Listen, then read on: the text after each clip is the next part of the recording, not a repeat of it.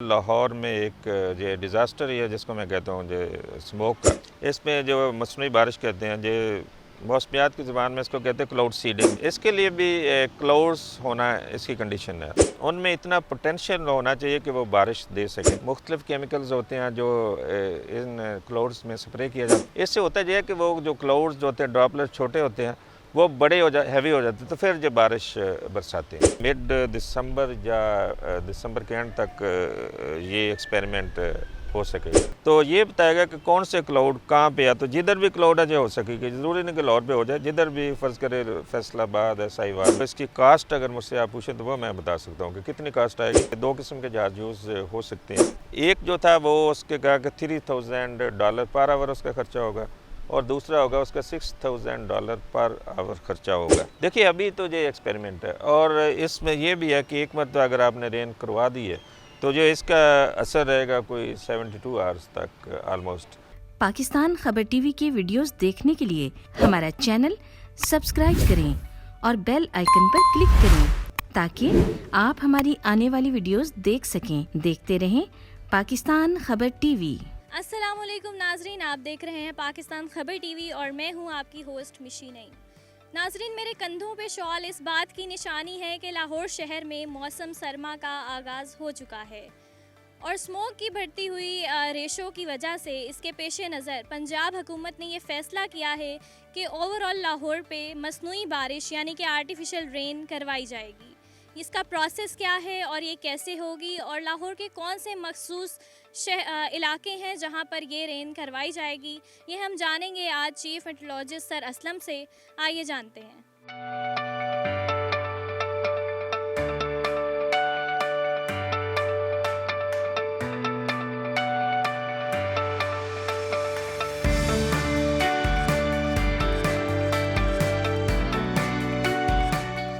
अस्सलाम वालेकुम सर, कैसे हैं आप? जी वसम जी, खैरियत। सर सबसे पहले तो आर्टिफिशियल रेन होती क्या है और इसका प्रोसेस क्या है? देखिए जो ये कई मकासद के लिए इस्तेमाल होती है, जैसे किसी जगह पे कहीं बारिश ना हो, काफ़ी देर तक ड्राउट की कंडीशन हो। ड्राउट कंडीशन होती है जिसमें बारिश काफ़ी देर तक किसी इलाके में नहीं होती। जैसे आजकल लाहौर में एक ये डिज़ास्टर ही है जिसको मैं कहता हूँ जो स्मोक का, इसको अगर ख़त्म करने के लिए तो ये बड़ा एक अच्छा एक तरीका है। इसमें जो मसनूई बारिश कहते हैं जो मौसमियात की ज़बान में इसको कहते हैं क्लाउड सीडिंग, यानी सीडिंग करनी ऊपर किसी चीज़ में।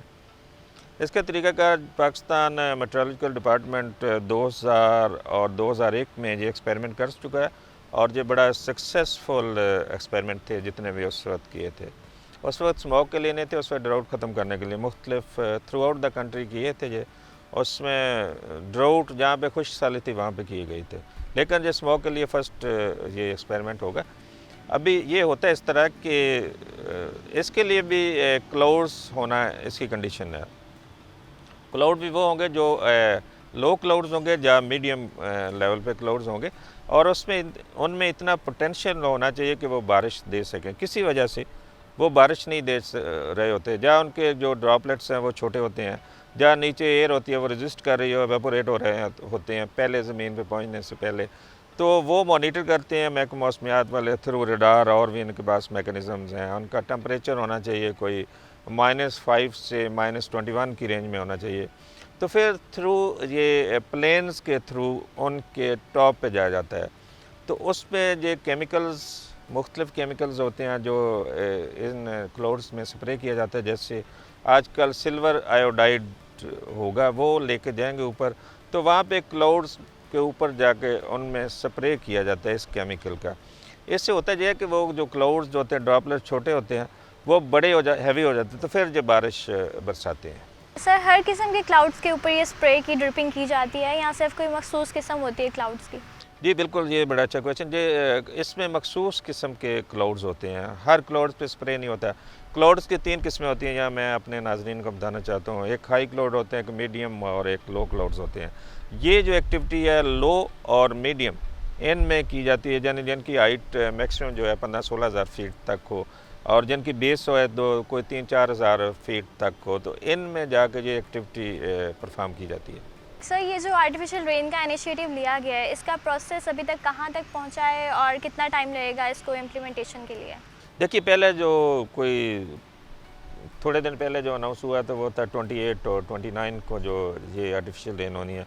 उस वक्त एक सिस्टम आ रहा था जो पाकिस्तान पे रेन, लेकिन अब वो कोई अपर एरियाज़ में जा रहा है तो लाहौर में नहीं है। तो अब ये अभी एक मीटिंग हुई CS चीफ सेक्रेटरी के ऑफिस में थोड़े दिन पहले, तो उसमें यह डिसाइड किया गया कि अभी तो फिजिबिलिटी भी बनानी है। पाक आर्मी के ऑफिसर भी थे वहाँ पे, तो वो अभी बन रही है। तो हो सकता है ये मिड दिसंबर या दिसंबर के एंड तक ये एक्सपेरिमेंट हो सकेगा। बिल्कुल ठीक। सर, अभी तक लाहौर की क्या सूरत हाल है? लाहौर दुनिया का आलूदा तरीन शहर कंसीडर किया गया है और रिपोर्ट्स भी इसको जस्टिफाई कर रही हैं। तो अभी मज़ीद जो है आने वाले मंथ्स उसमें स्मोक की क्या इम्कानात रहेंगे? देखिए अभी ये नवंबर की अगर फोरकास्ट हम लें तो इसमें तो कोई लाहौर में कोई बारिश का कोई ख़ास चांस नहीं है। तो आने वाले दिनों में तो ये सिलसिला अभी जारी रहेगा, क्योंकि और बाकी जो महकमा मौसमियात की फ़ोरकास्ट है जो 3 मंथ की अगले की फ़ोरकास्ट है जनवरी तक, तो उसमें ये है कि स्लाइटली अबव नॉर्मल बारिश एक्सपेक्टेड है उसमें। तो लेकिन फ़िलहाल ये सिलसिला जारी रहेगा। बिल्कुल ठीक। सर, लाहौर आलूदा तरीन शहर कंसीडर हो चुका है, तो ये जो आर्टिफिशियल रेन होगी जब भी इम्प्लीमेंटेशन होती है तो ओवरऑल लाहौर होगी या कौन सा एरिया, कोई स्पेसिफिक एरियाज़ होंगे इसके लिए?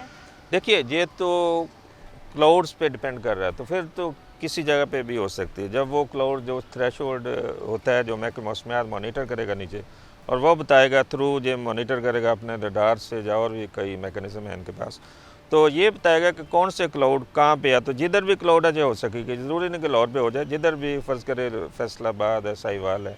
तो लेकिन एक इसमें डिसएडवांटेज है कि उसमें उस वक्त विंड का बड़ा इसमें अमल दखल होता है, क्योंकि अगर फ़र्ज़ करें विंड इंडिया की तरफ जा रही तो हो सकता है जहाँ पे आपने आर्टिफिशियल रेन किया तो ये बरसे जाके अक्रॉस बॉर्डर, तो ये सब कुछ जो है महकमा मौसमियात जहाँ से देखेगा फिर ऊपर जो है फिर जाने की वो देगा कि ऊपर जाके इस पर स्प्रे किया जा सकता है। बिल्कुल ठीक। सर, वेदर रडार का इसमें सिर्फ वेदर रडार का ही रोल है सारी प्लानिंग के प्रोसेस में, या और भी ऑर्गेनाइजेशंस इन्वॉल्व होती हैं?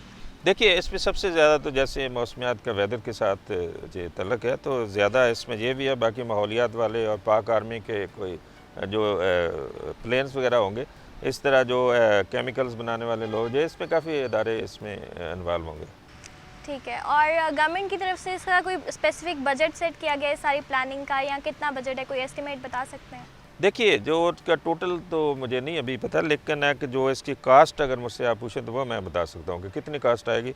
अभी जो पिछले दिनों जो मीटिंग हुई है जो CS चीफ सेक्रेटरी के ऑफिस में, उसमें जो आर्मी के जहाज़ थे उन्होंने बताया कि 2 किस्म के जहाज़ यूज़ हो सकते हैं।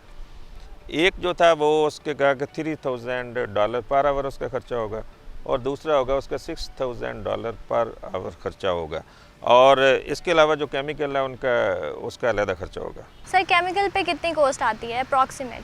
देखिए जो केमिकल है वो जो सिल्वर आयोडाइड जिसका मैंने पहले जिक्र किया, तो वो 7 लाख पर kg है। तो फिर वो देखा जाएगा कि 1 स्क्वायर किलोमीटर में कोई 3 ग्राम उसको चाहिए होता है, तो उसके हिसाब से वो कैलकुलेट होगा। सर, इस सारी प्लानिंग में, इस सारे प्रोसेस में वेदर रडार का कितना रोल है इस सारी प्लानिंग को प्रोसीड करने में?